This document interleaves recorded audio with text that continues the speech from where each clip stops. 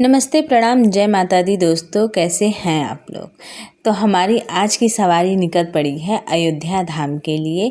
तो इस वीडियोस के माध्यम से मैं आप लोगों को बताऊंगी कि अगर आप अपने कार से जा रहे हो तो कहाँ रुकना है, कहाँ है कार पार्किंग और आपका कितना खर्च आने वाला है गोरखपुर टू अयोध्या। सबसे पहली चीज़ ये है कि बिना प्लानिंग के तो सफ़र करना बहुत ही मुश्किल होता है और हम लोग भी बिना प्लानिंग के ही निकल गए थे। तो प्लीज़ जब भी घर से निकले तो प्लान करके ही निकले। और मैं बता दूं कि हमारा 1 लोग पे खर्च आया था टोटल 3000। टोटल 3 घंटे का रास्ता होने वाला है। तो अगर बच्चे हैं साथ में तो जाहिर सी बात है कि भूख तो लगेगी ही। तो कुछ फ्रूट्स आप रख सकते हो और बीच में कहीं भी रुक के चाय पी सकते हो अगर चाय के दीवाने हैं तो फाइनली 3 घंटे से पहले ही हम लोग आ चुके हैं अयोध्या धाम। और यहाँ पर पहुँचते ही सबसे पहले ख़रीदारी की हमने कपड़ों की, क्योंकि बच्चों को पहनने का बड़ा ही मन था जिन कपड़ों पे जय श्री राम लिखा हुआ था। और लता मंगेशकर चौक के पास ही है कार पार्किंग की जगह, जस्ट उसके पास ही है। और यहाँ से एंट्री करना है और अंदर जाएंगे आप लोगों को कार पार्किंग की जगह मिल जाएगी।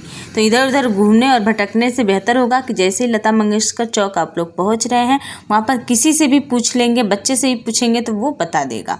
कार पार्किंग करने के बाद हम लोगों ने पकड़ा एक ऑटो, जिन भैया ने तो पूरा भरपूर हम लोगों का चूना लगा दिया।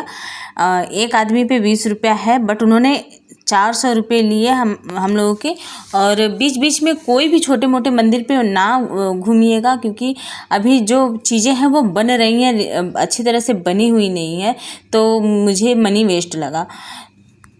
तो सबसे पहले ऑटो वाले भैया ने हम लोगों को लाया यहाँ पे, जहाँ पर विशाल शालिग्राम रखा हुआ है और शिवलिंग के दर्शन हुए। और यहाँ पर कथाएं लोग सुन रहे थे। तो अगर आप कथा सुनने के पर्पज़ से जा रहे हैं तो यहाँ पर कथा आप सुन सकते हैं, जो कि जस्ट लता मंगेशकर चौक से थोड़ी ही दूर पे है।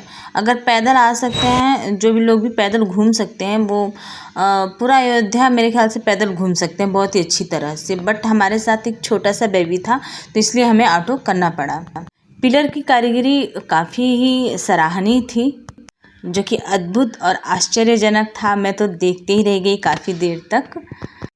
फिर हम लोग आते हैं जानकी महल है और यहाँ पर साधु महाराज से कुछ कथाएं सुनते हैं, वहाँ पर कुछ दान दक्षिणा होती है। फिर उसके बाद से हम लोग निकल पड़ते हैं। इसके बाद से मैं ऑटो वाले पे बहुत ज़्यादा गुस्सा हुई थी। मैंने उनसे कहा कि प्लीज़ आप हमें ऐसी जगह लेके चलिए, हमें जाना है हनुमानगढ़ी, तो आप वहाँ लेके चलिए, क्योंकि बेबी था पास में और हमें घर पर जल्दी निकलना।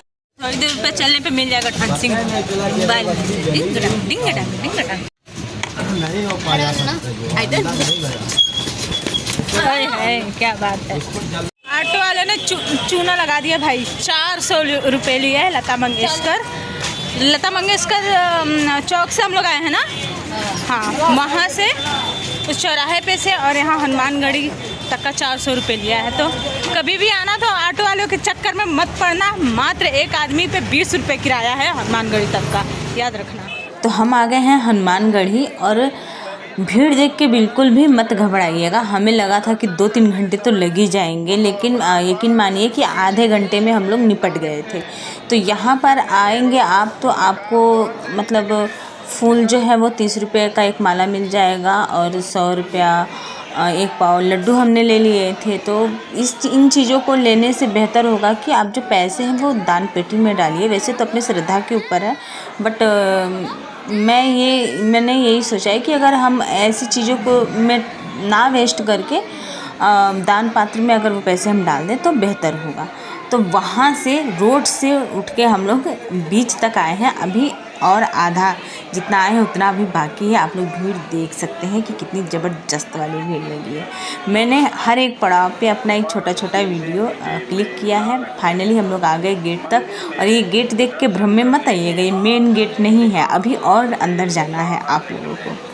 और यकीन मानिए ज़रा सा भी बोरिंग फील नहीं हुआ। वहाँ से यहाँ तक मैं कैसे आ गई, मैं ये सोच रही थी। जब भी मैं किसी का ब्लॉग या वीडियो देखती थी मैं सोचती थी कि मैं कैसे इतने ऊपर मैं चढ़ाई कर पाऊँगी, इन सीढ़ियों को मैं कैसे चढ़ पाऊँगी। ज़रा सा भी तकलीफ़ महसूस नहीं हुआ। मैं कब पहुँच गई और कब प्रभु के दर्शन हो गए। ये सच में अद्भुत था एकदम से।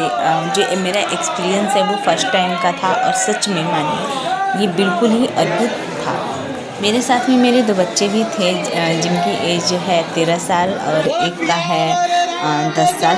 तो बच्चे भी साथ में चढ़ गए और इतनी भीड़ थी कि वैसे तो सूर्यांश को बहुत ज़्यादा घबराहट होने लगती है भीड़ से, लेकिन वो कह रहा था कि मैं ठीक हूँ, वो हंस रहा था। और इतनी भीड़ में भी उसने भी दर्शन किए और मतलब दोनों बच्चों ने दर्शन किए और मैंने भी बहुत ही अच्छे से दर्शन कर लिए।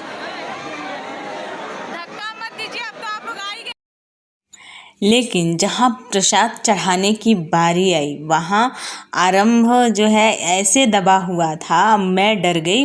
लेकिन वो हंस रहा था, कह रहा है कि मैं ठीक हूँ, आप चिंता नहीं करो। फिर दर्शन हो गए, प्रसाद चढ़ा दिए, फूल मालाएं चढ़ा दी। उसके बाद से हम लोग निकल पड़े और हनुमानगढ़ी से आप लोगों को पैदल ही जाना पड़ेगा। कोई भी सवारी, कोई भी रिक्शा, कोई भी ऑटो नहीं मिलेगा। हाँ जी, तो यहाँ से मेन गेट से भी आपको 1 किलोमीटर और पैदल चलना है, तब होंगे श्री राम लला जी के दर्शन। लेकिन टेंशन ना लीजिए, अगर थक गए हैं तो थोड़ी ही दूर पे आपको मिल जाएगी एक अच्छी सी छावनी, जहाँ पर पानी और शौचालय का व्यवस्था किया गया है। कुछ झालमुड़ी वगैरह वाले हैं। और अगर आपके पास भी एक छोटू सा बेबी है, कोई मन्नत अगर आपने मान रखी है, तो वहीं पर ये बेबी सीटर है, अंदर जाकर फुल VIP व्यवस्था है। आप अपने बेबी को दूध पिला सकते हैं, फिट करा सकते हैं और कुछ देर के लिए बेबी को वहाँ पर सुला सकते हैं। हाँ, लेकिन बेबी को वहाँ पर छोड़ना नहीं, अपने साथ में लेके जाना है। यहाँ पर आते ही हम सबसे पहले अपना रखेंगे जूता चप्पल। उसके बाद जस्ट इसके बगल में ही है लॉकर मतलब पूरा एक बिल्डिंग ही है ये। यहाँ पर लाइन से ही लॉकर लगे हुए हैं, जहाँ आपको अपना सब कुछ जमा करना होगा, लॉक करना होगा। जैसे कि मैंने रख दीजिए ना। फोन नहीं जमा करेंगे? नहीं, फोन नहीं ले जा सकते क्या? फोन नहीं जाएगा, फोन जमा कीजिए। ओए, मोबाइल भी नहीं ले जाना है। आपका ये पर्स भी नहीं जाएगा। ये भी नहीं जाएगा? तो पैसे वगैरह सभी रखवा दे। नहीं, पैसे ले जाइए। पैसे वाला बैग जाएगा, उसमें से पैसा। हाँ, अगर कोई कहा करे कि पर्स में से पैसा एक बार चेक कर लिया, क्योंकि आप लोग कॉस्मेटिक का सामान भी ले जाए। आई होप कि सबने सुन लिया होगा अच्छे से कि कॉस्मेटिक का सामान नहीं ले जाना है। भाई मैं तो उतनी मेकअप की शौकीन हूँ नहीं। उसके बाद दर्शन करने के बाद हम लोग निकल आए खाना खाने, क्योंकि बहुत ज़्यादा ज़ोरों से भूख लगी हुई थी। तो 120 रुपये में भरपेट खाना खाइए, मतलब एक प्लेट का, एक थाली का 120 रुपया है। खाना खाने के बाद हमने पकड़ा रिक्शा, क्योंकि काफ़ी हमने पैदल रास्ता जो है तय किया था। और रिक्शा पकड़ने के बाद हम लोग निकल पड़े सीधे लता मंगेशकर चौक पे।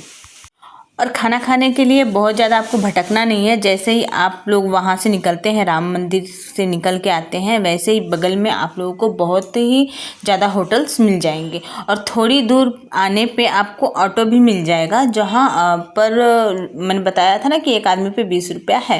तो रिक्शा जो है वो महंगा पड़ेगा।